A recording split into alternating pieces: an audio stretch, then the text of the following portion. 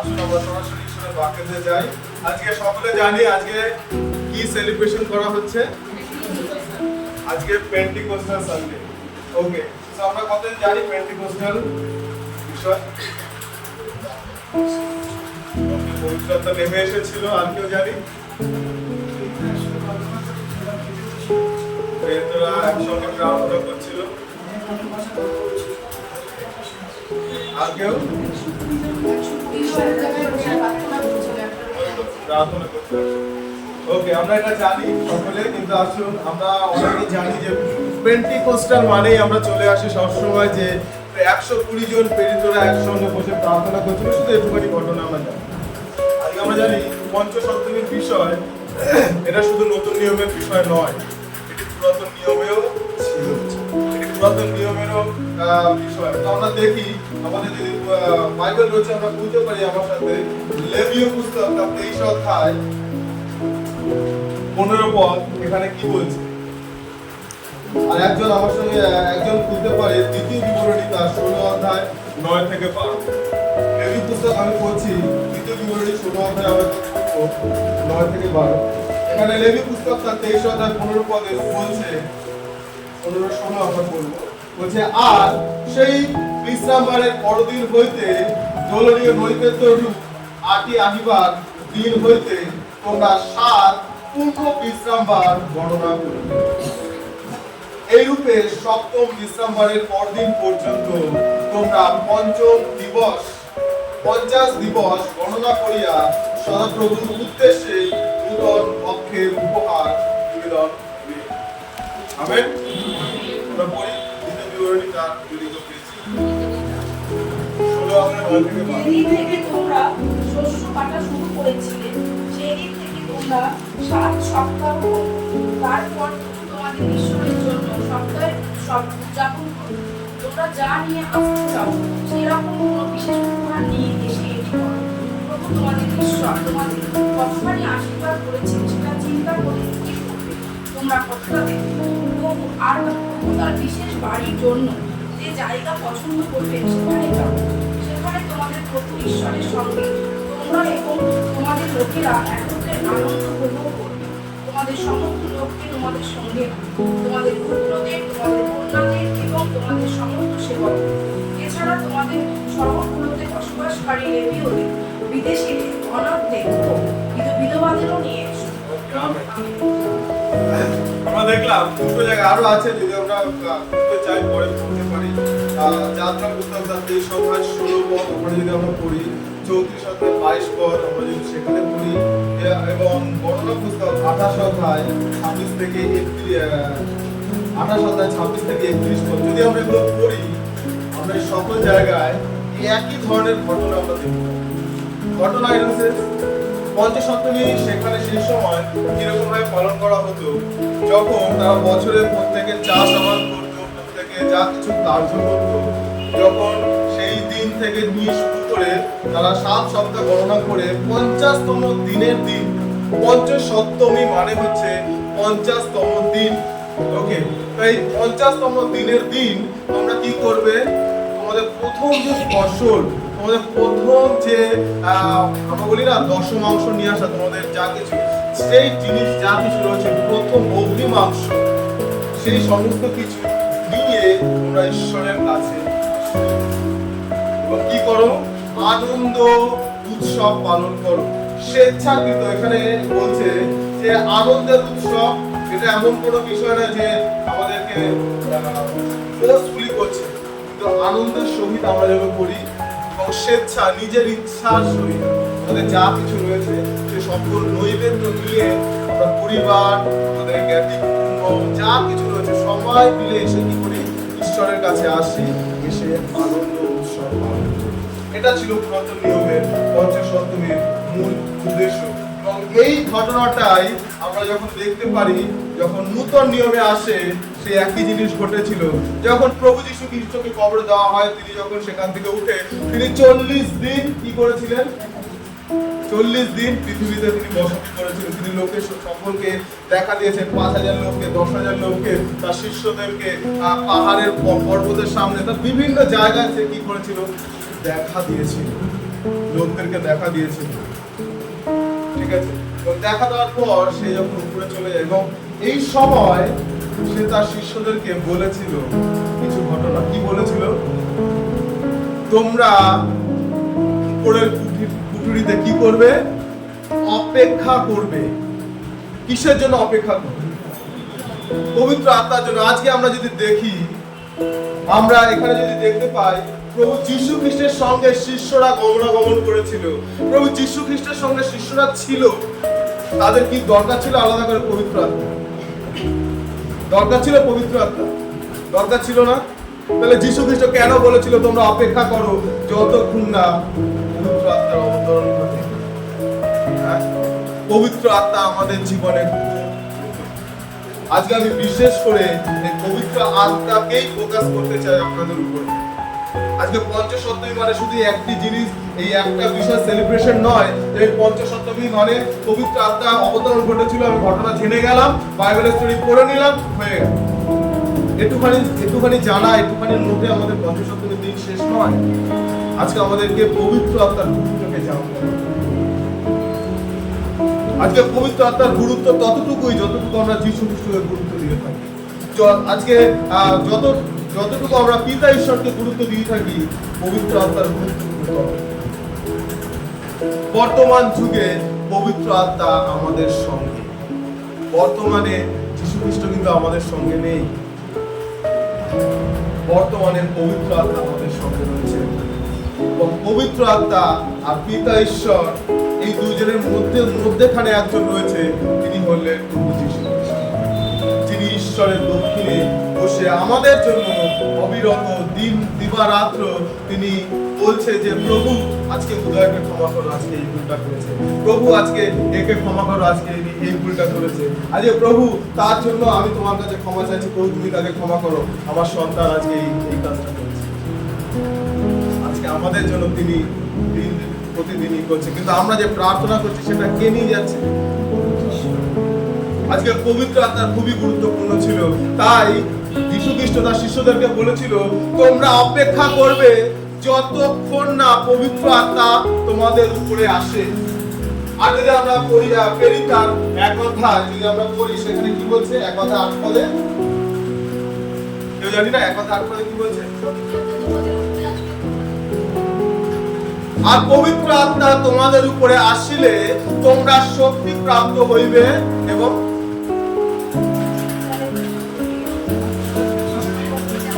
দেখে এখনো এই বাইবেল ভার্স যদি আমাকে দেখে বলতে হয় তাহলে তো বুঝতে হবে আমরা কোথায় রয়েছি, আমাদেরকে শিখতে হবে। আর তোমরা জেরুজালেম, জিহুদিয়া, সামরিয়া এবং পৃথিবীর প্রান্ত পর্যন্ত আমার সাক্ষী হইবে।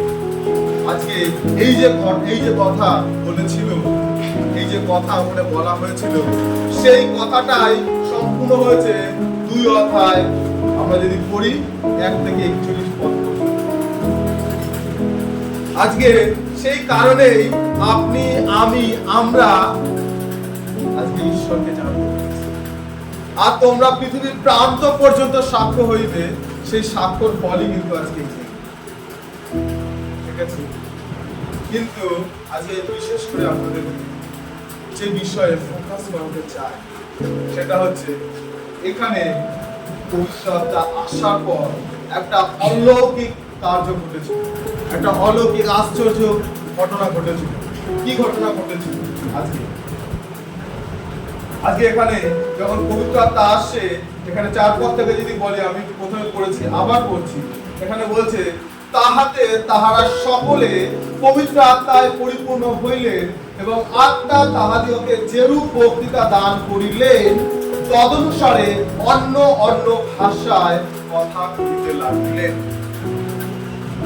আজকে এই অন্য অন্য ভাষা বা পরভাষা বা টাংস, এই বিষয় নিয়ে আজকে বিভিন্ন জায়গায়, বিভিন্ন মণ্ডলীতে, বিভিন্ন স্কলার্স যারা রয়েছে তাদের বিভিন্ন মতামত রয়েছে আজকে এই বিষয়ে। আমি জানি না কার কি মতামত, আমি বেশি স্কলারদেরকে ফলো করি না, আমি বাইবেলকে ফলো করি। কোন স্কলার কি বললো আমার তাতে কিছু এসে যায়। কিন্তু বাইবেল কি বললো আমার এটাতেই সব থেকে বেশি। তাই আজকে বাইবেল এখানে বলছে যে তাহারা অন্য অন্য ভাষায় কথা বলিতে লাগলেন। আর কি বলছে? আত্মা তাহাদের যেরূপ বক্তৃতা দান করিলেন তাহারা তদনুসারে, নিজের ইচ্ছায় নয়, নিজের ভাষায় নয়, বা আমি কি চাইছি কিরকম ভাবে বলবো সেরকম নয়, কিন্তু আত্মা যেরূপ চাইলেন সেইরূপ। আজকে খুব ইম্পর্টেন্ট আমাদের জীবনে, আত্মা আমাদেরকে কি বলতে চাইছে। পবিত্র আত্মা সেদিন অবতরণ ঘটেছে, আজও পবিত্র আত্মা আপনার মধ্যে, আমার মধ্যে, এই জগতের মধ্যে রয়েছে, এবং আত্মা আজও আপনার জীবনে কার্য করতে চায়। যদি আত্মা আজকে আপনার হৃদয়ে কিছু বলতে চায়, আজকে আত্মা আপনাকেও কিছু বলতে চায়, দিতে চায়, আপনি কি প্রস্তুত আজকে সেই জিনিসটা করতে? কতজন প্রস্তুত আজকে আত্মার উপহার গ্রহণ করার জন্য? প্রস্তুত না? নিজেকে আজকে ভিতর থেকে প্রস্তুত করুন যে প্রভু আজকে আমি গ্রহণ করতে চাই। আজকে ভেরি ইম্পর্টেন্ট জিনিস যেটা আমি আপনাদেরকে ফোকাস করাতে চলেছি সেটা হচ্ছে পবিত্র আত্মা সেই শিষ্যদের উপরে এসেছিল, শিষ্যদেরকেও পবিত্র আত্মার প্রয়োজন ছিল। যীশু খ্রিস্ট যখন বাপ্তিস্ম নেয়, যীশু খ্রিস্টেরও পবিত্র আত্মার প্রয়োজন ছিল। আজকে আমাদেরও পবিত্র আত্মার প্রয়োজন আছে। যদি আপনি মনে করেন যে আমি প্রভু যীশুকে বিশ্বাস করি, আমার আত্মার প্রয়োজন নেই, তাহলে আপনি কোন জায়গায় রয়েছেন? আপনার আত্মার প্রয়োজন রয়েছে। আর আজকে পবিত্র আত্মা এখানে যখন আসি, পবিত্র আত্মার অবতরণ যখন ঘটে, প্রথমেই একটি বিষয় ফুটে উঠেছিল, সেটাই আমি আপনাদের কাছে আজকে ভাগ করে দিতে চাই। সেটি হচ্ছে অন্য অন্য ভাষায়। আমি গতবারে হয়তো কিছু বলেছিলাম, অন্য বিষয় বলেছিলাম, আজকে আমি আপনাদেরকে ভাষার কথা বলবো। আজকে এখানে দেখি যদি গ্রিক শব্দ, একটা শব্দ রয়েছে, যে গ্রিক শব্দ গ্লসা, গ্রিক শব্দ গ্লসা, যার অর্থ হচ্ছে ভাষা, ভাষা, কথা বলা। গ্রিক শব্দ গ্লসা, যার অর্থ হচ্ছে ভাষা, কথা বলা। ঠিক আছে? আর আমরা যদি দেখি এই যে ভাষা বা এই বিষয়, এই সমস্ত কিছু এটা সমস্ত কিছু ঈশ্বর হয়েছে। আজকে মনে করে, আপনি মনে করছেন আমি বাংলা ভাষায় কথা বলছি, এটা কি ঈশ্বরের ভাষা? কতজন মনে করে এটা ঈশ্বরের ভাষা? কেউ মনে করে ঈশ্বরের ভাষা? একজন বলছি মনে, আর কেউ মনে করে এটা ঈশ্বরের ভাষা? আমি আজকে আপনাদেরকে বলতে চাই, বাবেল টাওয়ারের কথা কতজনের মনে আছে?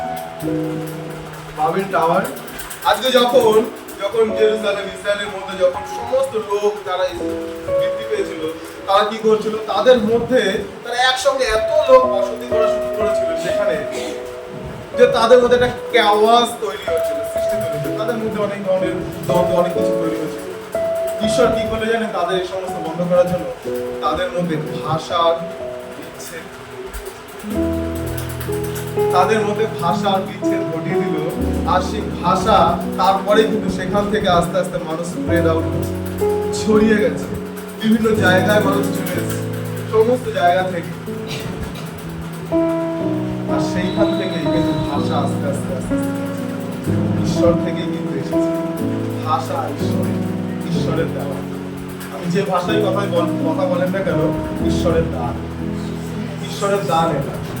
আপনি ঈশ্বরের দেওয়া সেই ভাষা দিয়ে আপনি হয়তো আমরা এখানে রয়েছি, তার জন্য আমাদের মনে হচ্ছে আমরা বাংলা ভাষায় কথা বলছি, কেউ ইংলিশে কথা বলছে, কেউ স্পেনিশ বলছে, কেউ জাপানিজ বলছে, কেউ উড়িয়া বলছে, তাই না? বিভিন্ন ভাষায় লোকে বলছে, কিন্তু এই বিভিন্ন ভাষা কোথা থেকে হয়েছে?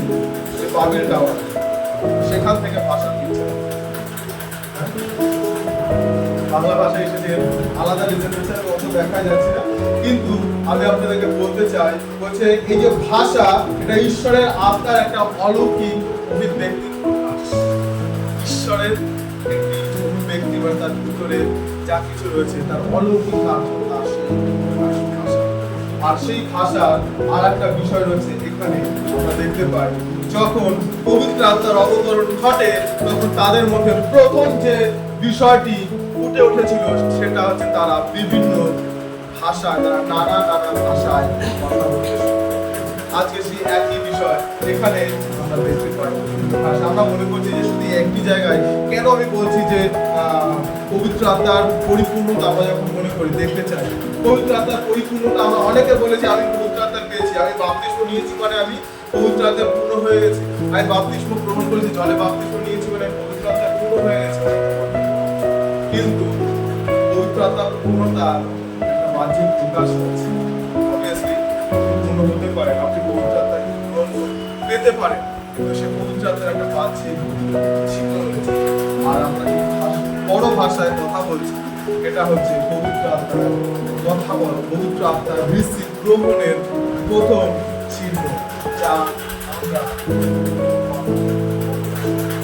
আজকে আপনি যদি আমরা মনে করতে পারি, আমি যদি খুলে দেখি, আমি কেন বলছি আজকে দেখি পবিত্র আত্মার পূর্ণ অনেক জায়গায় রয়েছে, প্রেরিত পুস্তকে বিভিন্ন জায়গায় রয়েছে যারা পবিত্র আত্মার পূর্ণতা পেয়েছে, আর পূর্ণতা পাওয়ার সঙ্গে সঙ্গে তারা প্রথম তাদের জীবনে একটি ঘটনা ঘটেছে, সেটা হচ্ছে তারা অন্য অন্য ভাষায় কথা বলেছে। কতজন জানি এই বিষয়? জানি কেউ? আজকে আমরা দেখি যদি আমরা খুলি, আমরা 2 অধ্যায় দেখেছি, আমরা খুলি প্রেরিত তার 8 অধ্যায়, প্রেরিত তার 8 অধ্যায় খুলি, সেখানে 14 থেকে 17 পদ, প্রেরিত তার 8 অধ্যায় 14 থেকে 17 পদ। ফিলিপীয়রা তখন জেরুজালেমে ছিলেন। তারা শুনতে পেলেন যে সমরিয়ার লোকেরা ঈশ্বরের বাক্য গ্রহণ করেছে। তখন তারা পিতর ও যোহনকে সেখানে পাঠালো। পিতর ও যোহন এসে সমরিয়ার খ্রিস্ট বিশ্বাসীদের জন্য প্রার্থনা করলেন যেন তারা পবিত্র আত্মা লাভ করে। কারণ এই লোকেরা প্রত্যেক যীশু খ্রিস্টের নামে বাপ্তাইজ হলেও তখনো পর্যন্ত তাদের কারোর পবিত্র আত্মা অবতরণ করেনি। আমরা এখানে দেখি সমরীয়দের মধ্যে পবিত্র আত্মার পূর্ণতা এসেছে, কিন্তু এখানে একটা কথা বলেছে, একটা বিষয়, এই পর্যন্ত তারা জল বাপ্তিস্ম গ্রহণ করলেও তারা পবিত্র আত্মায় পূর্ণ হয়েছিল। পবিত্র আত্মায় পূর্ণ হয়েছিল, জল বাপ্তিস্ম গ্রহণ করার পরেও তারা পবিত্র আত্মায় তারপরে পড়ি, এই জন্য পিতর ও যোহন প্রার্থনা করলেন, আর সেই 2 প্রেরিত লোকেদের মাথায় হাত রাখলে তারা পবিত্র আত্মা লাভ করল। আমেন। আমেন। সিমন যখন দেখলেন একটুখানি। তারপরে কি বলছে, তারপরে পিতর এবং তারা কি করলো, তারা তাদের উপরে নিজেদের হস্ত রাখলেন এবং তাদের জন্য প্রার্থনা করলেন এবং তারা পবিত্র আত্মায় পূর্ণ হলো। কিভাবে প্রমাণ পেল তারা পবিত্র আত্মায় পূর্ণ হয়েছে? কিভাবে তারা বুঝতে পারলো যে তারা হাত রেখেছে তারা পবিত্র আত্মায় পূর্ণ হয়েছে? কিভাবে বুঝতে পেরেছে? আপনার কি মনে হয়, আমি এখন গিয়ে ওর মাথায় হাত রাখলাম, ও পবিত্র আত্মায় পূর্ণ হয়েছে, আপনি বলতে পারবেন?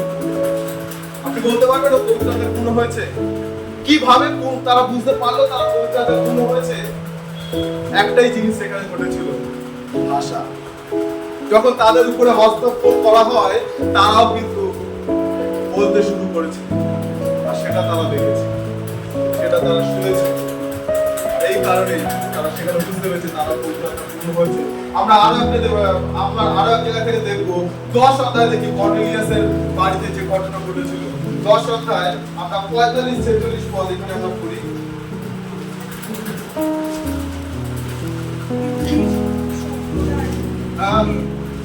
44 থেকে পড়ি, 44 থেকে। পিতর যখন এইসব কথা বলেছিলেন, তখন যারা যেখানে সেই সব কথা শুনেছিল তাদের সকলের উপরে পবিত্র আত্মা নেমে ইহুদি সম্প্রদায় থেকে যে খ্রিস্ট বিশ্বাসীরা পিতরের সঙ্গে সেখানে এসেছিলেন, তারা সকলেই আশ্চর্য হয়ে গেলেন, কারণ ইহুদিদের উপর পবিত্র আত্মা দাঁড় নেবেন, কারণ তারা তাদেরকে নানা ভাষায় কথা বলতে ও ঈশ্বরের প্রশংসা করতে শুনলেন। সো আমরা এখানেও দেখি, আমরা অনেকে মনে করি পবিত্র আত্মা কাদের জন্য, শুধু ইহুদি যারা লোকেরা রয়েছে, শুধু পবিত্র আত্মা কি শুধু তাদের মধ্যেই আসবে যারা হাই প্রিস্ট? পবিত্র আত্মা কি তাদের? আমরা অনেক সময় মনে করি পবিত্র আত্মা সকলের জন্য নয়, কিন্তু এখানে শাস্ত্র কি বলছে, পরজাতীয়দের উপরে পবিত্র আত্মার অবতরণ ঘটেছে। আর এখানে কি বলছে, এখানেও একটি বিষয় প্রকাশ পেয়েছে, যখন তারা পবিত্র আত্মায় পূর্ণ হয়েছে, তাদেরকেও কিন্তু এখানে কি বলছে, কেননা তাহারা তাহাদিগকে নানা ভাষায় কথা কহিতে ও ঈশ্বরের মহিমা কীর্তন করিতে শুনিলেন। নানা ভাষায় কথা কহিতে, পবিত্র আত্মা যখনই কারোর উপরে সম্পূর্ণরূপে অবতরণ ঘটেছে, পবিত্র আত্মার পূর্ণতা সে লাভ করেছে, সে পবিত্র আত্মার ভাষায় কথা বলেছে। আমেন। কতজন বুঝতে পারছি আমার কথা? বুঝতে পারছি কি বোঝাতে চাইছি?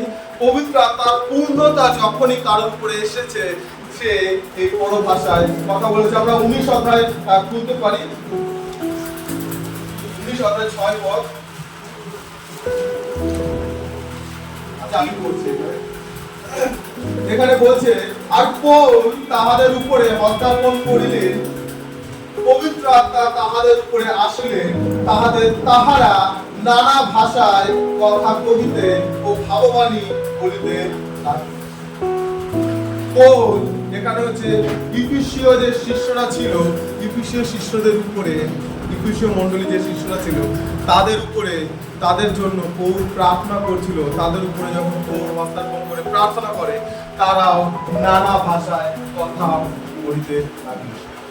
আচ্ছা, দেখি অনেক জায়গায় রয়েছে এরকম ঘটনা, যেখানে আরো অনেক জায়গায় রয়েছে এইসব ঘটনা, যেখানে যখন প্রার্থনা করা হয়, তাদের জীবনে যখন তাদের উপর হস্তার্পণ করা হয়, তারা পবিত্র আত্মা গ্রহণ করে। আর পবিত্র আত্মা রিসিভ করে তারা প্রথম তাদের জীবনে যে মহিমান্বিততা লোকেরা দেখতে পেয়েছে, সেটা হচ্ছে টাংস। ওরা বড় ভাষায় কথা বলতে লাগে, বড় ভাষায় কথা বলতে লাগে।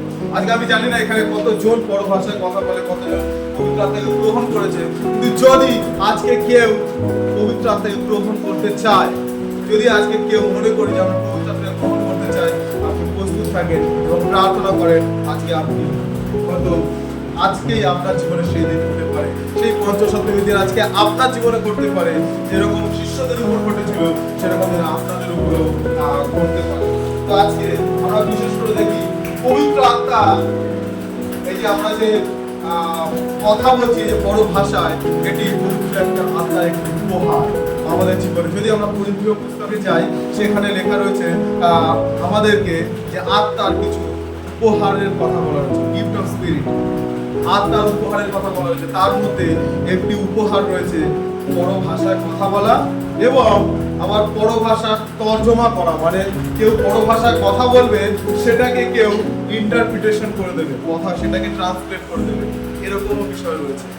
কিন্তু আজকে আমি বিশেষ করে আপনাদেরকে বলতে চাই, পবিত্র আত্মার পূর্ণতা আমাদের বিশ্বাসী জীবনে, আমাদের ব্যক্তিগত জীবনে খুব গুরুত্বপূর্ণ। কেন গুরুত্বপূর্ণ? আমরা দেখি পবিত্র আত্মা যখন তাদের উপরে এসেছে, তারা শক্তি প্রাপ্ত হয়েছে। তারা কি করেছে? তারা বড় ভাষায় কথা বলেছে। এবং শুধুমাত্র আমরা শুধু দেখি বড় ভাষায় কথা বলে আমরা কি হবে, আমি এমনিও প্রার্থনা করছি, আমার নিজের ভাষাতে প্রার্থনা করছি, আমার আবার বড় ভাষার কেন প্রয়োজন, এরকম মনে হতে পারে। কিন্তু না, বড় ভাষা আমাদের জীবনে খুব গুরুত্বপূর্ণ। আমি বলবো অবশ্যই কেন এটা গুরুত্বপূর্ণ। তার আগে আমরা দেখি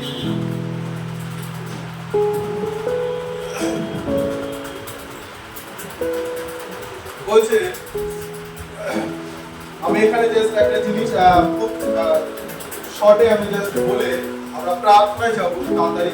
তো এখানে বলছি যে এই ভাষা আমাদের কোনো ব্যক্তিগত শিক্ষা, আমরা মনে করি যে আমরা শিখেছি, আমরা যেমন বাংলা ভাষা শিখেছি, আমরা ছোট থেকে বলে আসছি, আমরা ইংলিশ ভাষা শিখেছি, এরকম নয়। আমরা এই ভাষা কোনো শিক্ষা করা কোনো ভাষা নয়, বা অধিকাংশ সময় আমরা যখন বড় ভাষা বলি, যে বলছে বা যারা শুনছে, এবার দুজনের মধ্যেই কিন্তু এরকম মনে হবে যে কি বলছে, আমরা কিন্তু কেউ বুঝতে পারবো না যে আমরা কি বলছি। বড় ভাষা কথা বলার সময় মানুষের ও ঈশ্বরের মধ্যে, ঈশ্বরের আত্মার সঙ্গে একসঙ্গে মিশে যায়। যখন আমরা কথা বলি বড় ভাষায়, আমি যদি কথা বলছি, আমার ঈশ্বরের আত্মা একসঙ্গে মিশে যায়, এবং ও বিশ্বাসীরা সরাসরি ঈশ্বরের সঙ্গে কথা বলে।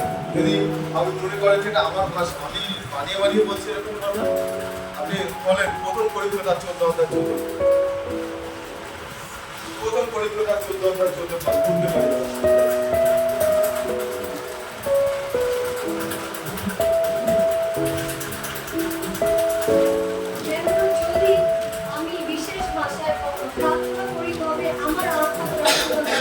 কিন্তু আমার বুদ্ধি বলেনি। আমেন। বলছে কেননা যদি আমি বিশেষ ভাষায় প্রার্থনা করি তবে আমার আত্মা প্রার্থনা করে, তবে আমার আত্মা প্রার্থনা করে কিন্তু আমার বুদ্ধি ফলহীন থাকে। কেন বলছে বুদ্ধি ফলহীন থাকে? আমরা যখন এমনি আমাদের নিজেদের ভাষায় কথা বলি তখন আমরা আমাদের বুদ্ধি, আমাদের কি দরকার, আমাদের কি প্রয়োজন, আমার এখন কি লাগবে, প্রভু আমার এই সমস্যা হয়েছে, প্রভু আমার এটা লাগবে, প্রভু আমাকে এটা দাও, আমরা প্রার্থনা এগুলোই করি। আমি জানি না, আমি খুব রেয়ার এইসব বিষয়ে প্রার্থনা করি। আমার এটা লাগবে, ওটা লাগবে, আমার এই সমস্যা হয়েছে। রেয়ার প্রার্থনা করি এসব বিষয়ে। প্রার্থনা অবভিয়াসলি করি না, তার অবভিয়াসলি খুব রেয়ার। কিন্তু আমাদেরকে, আমরা যখন পরভাষায় প্রার্থনা করি তখন আমরা আত্মায় প্রার্থনা করি। আর আত্মায় প্রার্থনা করি মানে জানি, ঈশ্বর যখন মানুষকে সৃষ্টি করেছিল তিনি তার নাকের মধ্যে শ্বাসবায়ু দিয়েছেন, তাই না? শ্বাসবায়ু দিয়ে তার আত্মাকে মানুষের মধ্যে প্রবেশ করিয়েছেন। আর আমাদের মধ্যে যে আত্মা রয়েছে সেই আত্মা ঈশ্বরের সঙ্গে সরাসরি কানেক্ট হয়। আর যখন আমরা বড় ভাষায় কথা বলি তখন বাইবেল বলছে আমরা আত্মায় প্রার্থনা করি। আমরা যখন আত্মায় প্রার্থনা করি মানে আমি আমার ইচ্ছা শক্তি, মানসিক ইচ্ছা বিষয় নয়, কিন্তু আত্মা যে রূপ চায়, ঈশ্বর যে রূপ চায়, আমরা সেই রূপ পাবো। আমাদের বড় ভাষায় প্রার্থনা, বড় ভাষা আমাদের জীবনে খুব ইম্পর্টেন্ট। তারপরে কি বলছে, এখানে বলছে যে এরপরে আমি আর একটা বিষয় বলে এখানে লিখেছি, বলছে এই যে কথাগুলি মন থেকে নয় বরং আত্মা থেকে আসে। আমরা যা কিছু বলছি এটা আমাদের মন থেকে না, আত্মা থেকে, আমাদের আত্মার ভিতর থেকে আসে। যত আমরা দুই ভাগ করি, এখানে কি বলছে, যে ব্যক্তি বিশেষ ভাষায় কথা বলে সে মানুষের কাছে নয় কিন্তু ঈশ্বরের কাছে বলে, কারণ কেউ তা বুঝে না, বরং সে আত্মার নিকটতম। আমেন। যখন আমরা আত্মায় প্রার্থনা করি, যখন আমরা বড় ভাষায় প্রার্থনা করি, তখন এই ভাষা কোনো আমাদের মন থেকে নয় বা আমাদের একটু বিষয় এমন নয়, কিন্তু আমরা সরাসরি ঈশ্বরকে বলছি। কারণ এই ভাষা কেউ বুঝতে পারে না, এখানে বাইবেল বলছে, আমি বলছি না, কেউ বুঝতে পারে না। কেহ এখানে কি বলছে, বলছে কেহ তাহা বুঝে না। কেহ মানে একজনও নয়, একমাত্র একজন বলছে, সে কে? ঈশ্বর বলছে। আত্মা যেহেতু প্রার্থনা করে সে আত্মার প্রার্থনা আত্মা বলছে। ঈশ্বর বাক্য বলছে যোহন তা 4:24 বলছে কেননা ঈশ্বর আত্মা। যদি আমরা প্রথমে একদম জেনেসিসে দেখি কি বলছে, যে ঈশ্বরের আত্মা অন্ধকার জলধির উপরে বসে। ঈশ্বর আত্মা। তাই আমরা যখন আত্মায় প্রার্থনা করি আত্মা সব বুঝতে পারে। আমেন। আমরা বুঝতে পেরেছি আমরা কেন পবিত্র আত্মা এত ইম্পর্টেন্ট আমাদের জীবনে। আজকে পবিত্র আত্মার কাজ কি? আমরা মনে করি যে পবিত্র আত্মা শুধু আমরা একটুখানি না, বাক্য কি বলছে, যখন আমরা এই খুব বড় ভাষায় কথা বলি তখন মনে রাখবো আমাদের বড় ভাষা কেন গুরুত্বপূর্ণ বা কেন বড় ভাষায় কথা বলবো। এটা হচ্ছে আজকে বিশেষ করে দুটো তিনটে পয়েন্ট আপনাদেরকে বলে আমি বলবো সকলকে প্রস্তুত হওয়ার জন্য আমরা প্রার্থনায় যাব। আজকে বড় ভাষার জন্য আজকে প্রার্থনা করব। আজকে আমি অন্য প্রার্থনা করিনি, আপনার যেরকম প্রার্থনা হয় আমি চাই সেই প্রার্থনা অবভিয়াসলি আপনারা করে থাকেন, প্রত্যেক সপ্তাহে হয়, আপনি প্রার্থনা করবেন, তার জন্য বাড়িতে ঈশ্বর আপনার জীবনে আশীর্বাদ দেবেন। আপনি বিশ্বস্তভাবে প্রার্থনা করবেন, ঈশ্বর সেই জায়গায় কার্য করবেন। বলছে তুমি প্রার্থনা করেছো, তুমি বিশ্বাস করো, কারণ তুমি পেয়েছো। আজকে আমরা বিশেষ করে প্রার্থনা করব বড় ভাষার জন্য। যতজন মনে হয় যে আমি বড় ভাষা পেতে চাই, ততজন আজকে নিজেদেরকে প্রস্তুত করি এবং উঠে দাঁড়াবো। আমরা তারা এখন নয়, আমি বলবো যখন আমাদের শেষ হবে আমরা তারা উঠে দাঁড়াবো এবং তাদের জন্য বিশেষ করে প্রার্থনা করবো। সবসময় এটা এমন না যে সকলে দাঁড়ালে ইতি মুহূর্তে সবাই পেয়ে যাবো, এমন বিষয় নয়। কারণ বড় ভাষার জন্য আমরা দেখি সেখানে তারা অপেক্ষা করেছিল, বড় ভাষা পাওয়ার জন্য তারা অপেক্ষা করেছিল, তাদের হৃদয় আকাঙ্ক্ষিত ছিল পবিত্র আত্মাকে পাওয়ার জন্য। তাদের হৃদয়কে তারা প্রস্তুত করছিল পবিত্র আত্মাকে পাওয়ার জন্য। এত ইজি নয় সবকিছু। আমরা যা কিছু এরকম ইজিলি পেয়ে যাই, যা কিছু আমরা এরকম ইজিলি মনে করি, সবকিছু এত ইজি নয়। আমরা যদি বাইবেলে দেখি, শিষ্যরা তারা অপেক্ষা করেছিল সেখানে কতদিন? 10 দিন যাবে। 10 দিন ধরে তারা সেই জায়গায় অবিরত প্রার্থনায় রত ছিল, তারা প্রস্তুত ছিল, তারা অপেক্ষা করছিল কখন পবিত্র আত্মা আসবে। আজকে আমি সেই কাজটা করি না, এটাই রিয়েলি। তথাপি ঈশ্বর আমাদেরকে দিয়েছে। এই মুহূর্তে আমি প্রার্থনা করলে যে সবাই পেয়ে যাবে আমি বলতে পারছি না, আবার সবাই পেতেও পারে, এটাও আমি বলছি। ঈশ্বরের ইচ্ছা, ঈশ্বর জানে কাকে দেবে, কখন দেবে, কিন্তু চাওয়া আপনার কর্তব্য। আপনি জানছা করেননি, আপনি পাননি। আপনি চেয়েছেন, আপনি পেয়েছেন। আপনি যদি পেতে চান তাহলে আপনাকে চাইতে হবে, তবু আপনাকে দেওয়ার জন্য। আজকে জাস্ট আমি বলি, যখন আমরা কেন আমরা পরভাষায় কথা বলবো বা গুরুত্ব দেবো, কেননা আমরা যখন পরভাষায় কথা বলি তখন ঈশ্বরের যে উপহার বা ঈশ্বরের যে আমাদেরকে জন্য যে গিফট রেখেছে সেটাকে আমরা কি করছি? মূল্য দিচ্ছি বা প্রাধান্য দিচ্ছি। প্রাধান্য দিই আমরা ঈশ্বরকে, কারণ এই ভাষা বড় ভাষা এটা ঈশ্বর হইতে। তাই আমরা যদি পেয়ে থাকি আমরা এটা ইউজ করি, আমরা যদি পেয়ে থাকি আমরা এটাতে প্রার্থনা করি, তাহলে আমরা ঈশ্বরকে প্রাধান্য দিই, ঈশ্বরের গুরুত্ব দিই, ঈশ্বরের উপহারের মূল্য দিই। এখানে বলছে এই ভাষা বড় ভাষা, এটি কোনো মানসিক, এটা জগতিস্থ ভাষা হতে পারে, স্বর্গীয় ভাষা হতে পারে, দুটো ভাষাই হতে পারে। ঠিক আছে, এখানে দেখেছি 2 অধ্যায়, সেখানে অনেকে তারা পৃথিবীস্থ ভাষাতে কথা বলেছিল, তাই না? তারা শুনেছিল গালিলীয় হয়ে, কিন্তু তারা অন্য জায়গায় অন্য ভাষায় কথা বলছিল। আমরা যদি পড়ি, বলছে আবার এই ভাষা কিন্তু স্বর্গীয় ভাষাও হতে পারে। 13 অধ্যায় 1 পদ যদি আমরা পড়ি, এখানে কি বলছে? যদি আমি মনুষ্যদের এবং দূতগণেরও ভাষা বলি, দূতগণেরও ভাষা বলি। ওই দূত তারা স্বর্গদূতের ভাষা যদি আমরা বলি, এটা কোথাকার ভাষা? এটা আছে স্বর্গস্থ স্বর্গ থেকে আসে, তাই না? এবং 14 পদ আমরা ইতিমধ্যে পড়েছি, বলছে কেননা যে ব্যক্তি বিশেষ ভাষায় কথা বলে সে মানুষের কাছে নয় কিন্তু ঈশ্বরের কাছে বলে, কারণ কেহ তাহা বোঝে না। তার মানে আমরা কোন ভাষায় কথা বলছি? মানুষ বোঝে না। আমরা কোন ভাষায় কথা বলছি যে ভাষা মানুষ বোঝে না? নিশ্চয়ই মানুষের ভাষা নয়, তাহলে ভাষা। ঠিক আছে, এর জন্য আমাদের এই ভাষায় কথা বলতে। এবং তৃতীয় যে বিষয় বলছি, আমরা যখন বড় ভাষায় কথা বলি আমরা নিজেদেরকে গেঁথে তুলি। বড় ভাষা আমাদেরকে প্রচুর রূপে গেঁথে তুলতে সাহায্য করে। বড় ভাষা আমাদেরকে আমাদের আত্মিকভাবে আমাদেরকে গেঁথে তুলতে সাহায্য করে। বড় ভাষায় কথা বলা মানে আত্মিকভাবে নিজেদেরকে আরো গেঁথে তুলি, প্রস্তুত করি নিজেদেরকে। আমরা পড়ি 14 অধ্যায় 4 পদ। এখানে কি বলছে? যে ব্যক্তি বিশেষ ভাষায় কথা বলে সে আপনাকে ভাববেন, কিন্তু যে ভগবানী বলে সে মণ্ডলীকে। এটা হচ্ছে কি ভগবানী বলো কি? ভগবানী যে করছে, যখন পাস্টার বা কেউ যখন মণ্ডলীতে দাঁড়িয়ে ভগবানী বলছে, সে মণ্ডলীর জন্য বলছে।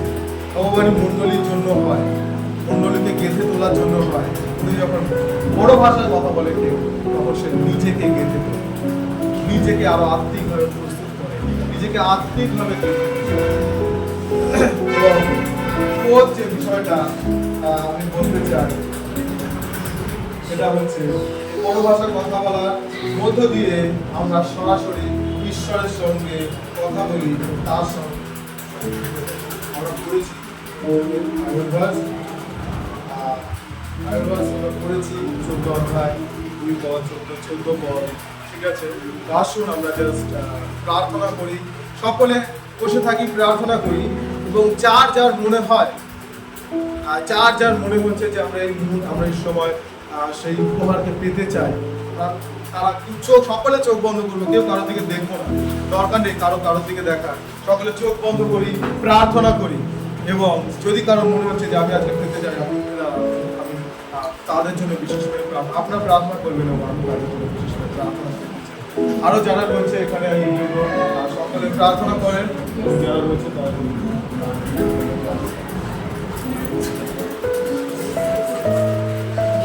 Hallelujah hallelujah. ও রাবাবা শিবারালাবারে, ও রাবাবা শিখারালাবাবারে, হালেলুয়া। সন্দের রিয়ারালাবাবাবারে, ও শিখারালাবাবারে, ও সন্দের রিয়ারালাবাবারে, মাতৃকারালাবাবারে। ও হালেলুয়া হালেলুয়া। প্রভু এর সমান তোমার বাক্য থেকে আমরা দেখলাম, ও প্রভু যতজন তোমার আত্মাকে গ্রহণ করেছে, ও প্রভু তারা তোমার থেকে সেই প্রভু সেই পবিত্র আত্মার সেই উপহারকে প্রভু গ্রহণ করেছে। প্রভু তাদের সময়, ও প্রভু দয়া করে সময়। হালেলুয়া ও হালেলুয়া। শিরারা বাবা বাবা রে, ও রামা শিখারা বাবা রে, ও সন্দেরে দিয়া বাবা বাবা রে, ও হালেলুয়া হালেলুয়া রামা বাবা বাবা বাবা রে, হালেলুয়া। সকলে মুখ খুলে প্রার্থনা করব। যদি আমি মুখ না খুলি আপনি সেটা গ্রহণ করতে পারবেন না। যদি ঈশ্বর আপনাকে কিছু দিচ্ছেন, আপনি সেই যে ভাষাকে কথা বলেন, চিন্তা করবেন না আপনার কোন ভাষা আসছে। আপনার ঈশ্বর যে ভাষা আপনাকে দিচ্ছে, আপনি সেই ভাষায় কথা বলেন, দেখবেন ঈশ্বর আপনার জীবনে কাজ করবে। জোরে জোরে আরো জোরে প্রার্থনা করুন। হালেলুয়া ও হালেলুয়া হালেলুয়া। ও রাবা বাবা বাবা শিরালা বাবা রে, ও রাবা বাবা শিরালা বাবা রে, হালেলুয়া রাবা বাবা রে, শিরালা বাবা রে, হালেলুয়া ও হালেলুয়া রাবা বাবা রে, হালেলুয়া ও হালেলুয়া শিরালা বাবা রে, ও সন্দেরে দিয়া বাবা রে, ও বাবা তোমার সন্তানকে করতে দাও প্রভু। এই সময় প্রভু প্রত্যেককে স্পর্শ দাও প্রভু, প্রত্যেককে স্পর্শ দাও প্রভু। এই কার্যক্রম আশীর্বাদ করো প্রত্যেকের জীবনে, প্রত্যেককে প্রভু ও প্রভু সাহায্য করো।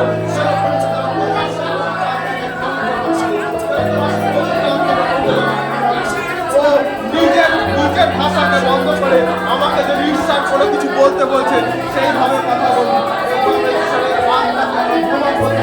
হালেলুয়া ও শিরালা বাবা বাবা রে, হালেলুয়া সন্দেরে রিয়া বাবা বাবা রে, ও শিরালা বাবা রে।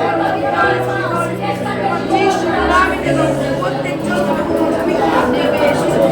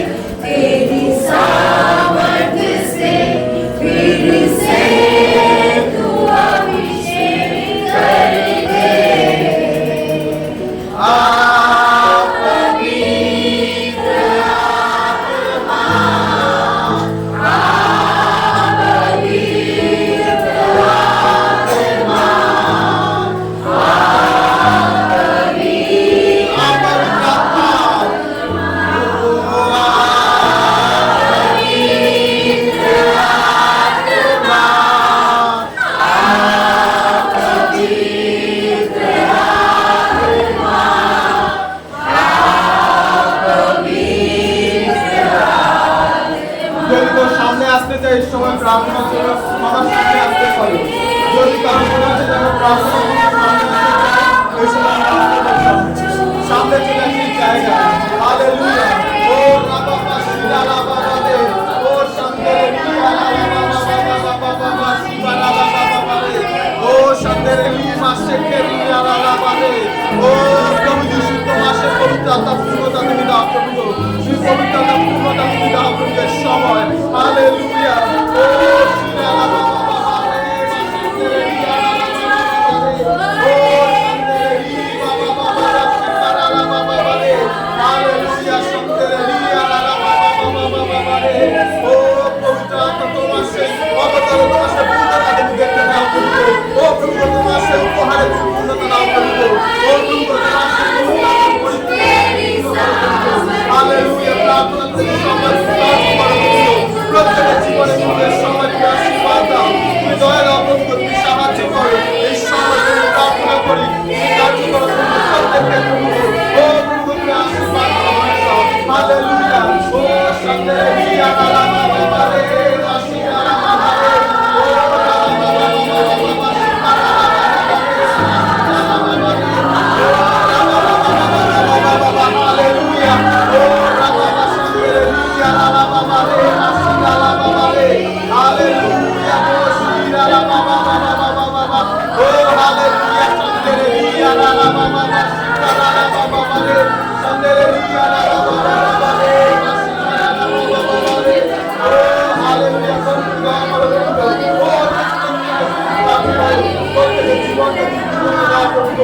সাহায্য করো প্রত্যেককে আরো যে যেগুলো রয়েছে যত জন রয়েছে আর প্রত্যেকে যেন প্রার্থনা করি এই সময় পবিত্র আত্মা তোমাকে শক্তি দাও পবিত্র আত্মা তোমাকে পূর্ণতা দাও ও পবিত্র আত্মা তোমাকে শক্তি তোমার সামর্থ্য তুমি আরেকটি বার পবিত্র প্রত্যেকের জীবনে পূর্ণতা দাও ও পবিত্র তোমার সেই আগুনকে তুমি দাও পবিত্র প্রত্যেকের জীবনের সময় তুমি কার্য করো পবিত্র সাহায্য করো তোমার আগুনকে তুমি পূর্ণতা দাও পবিত্র তোমার পবিত্র আত্মার অবতরণ পবিত্র আত্মার আগুন তুমি প্রত্যেকের জীবনে পূর্ণতা দাও হালেলুয়া হালেলুয়া বাবা বাবা বাবা শিরা বাবা রে ও সঙ্গে রিয়া বাবা বাবা রে শিরা বাবা বাবা রে হালেলুয়া শিরা বাবা বাবা রে শিরা বাবা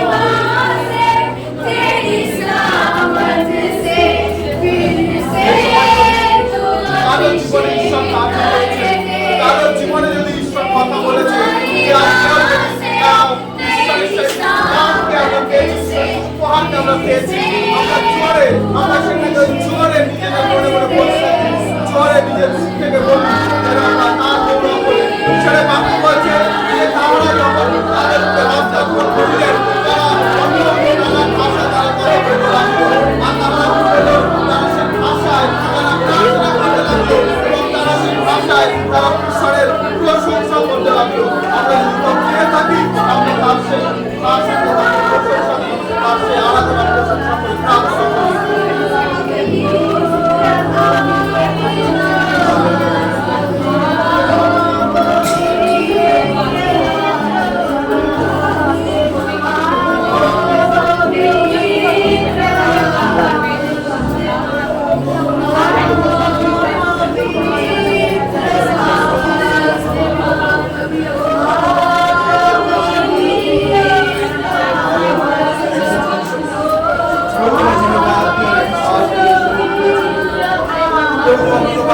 বিশ্বাস করে তোমার উপস্থিতি এখানে রয়েছে আত্মনির্ভর কারণের সঙ্গে কথা বলছো ও প্রভু তুমি যিশু ও প্রভু তুমি সেই কাউকে ও প্রভু এখানে কেউ রয়েছে তার জীবনে তুমি কার্য করছো ও প্রভু তার বোঝাকে তুমি নিচ্ছ ও প্রভু সমস্ত যা কিছু রয়েছে দুর্বলতাকে তুমি নিয়েছো ওই সমস্ত অসুস্থতাকে তুমি নিয়েছো ধন্যবাদ করি প্রভু প্রার্থনা করি তুমি কার্য করো এখানে উপস্থিত প্রত্যেককে তোমার হাতে রাখি তুমি আশীর্বাদ দাও দয়া দাও সাহায্য করো তোমার উপস্থিতি তোমার পরিচালনা তুমি দাও সঙ্গে থাকো প্রত্যেকে সহবর্তী থাকো এবং প্রভু তোমার সেই আশীর্বাদ তোমার উপহার তুমি তাদের জীবনে পেতে সাহায্য করো এবং যেন তারা বুঝতে পারে এবং তারা যেন সে যা কিছু তোমার থেকে গ্রহণ করে যেন সেটা ব্যবহার করে মাল্টিপ্লাই করে ও প্রভু তুমি তাদেরকে সাহায্য করো তাদের হৃদয়ে কথা বলো এবং তাদের জীবনে তুমি সেই আশীর্বাদ দাও সঙ্গে থাকো সহবর্তী থাকো ধন্যবাদ দিই সকল গৌরব মহিমা তোমার প্রভু আশীর্বাদ করো প্রত্যেকে বাইরে যাওয়ার ভিতরে আসা যখন বাড়ি যায় তোমার উপস্থিতি তোমার সহবর্তী তোমার উপস্থিতি সদা সর্বদা সঙ্গে থাকো এবং তুমি তাকে কার্য করো প্রত্যেকের জীবনে সুরক্ষা দাও আশীর্বাদ দাও এবং সারা সবটা ভালো রাখো এবং আবার তাদের পুনরায় তোমার উপস্থিতিতে ফিরে আসতে সাহায্য করো এবং যেন তারা হৃদয় থেকে তোমার ধন্যবাদ দিতে পারে আর গৌরব মহিমা তোমার সঙ্গে থাকো সহজ থাকো সমস্ত ধন্যবাদের সহিত প্রার্থনা তার সঙ্গে জীবন্ত যীশু খ্রিস্ট প্রভু যীশু তোমার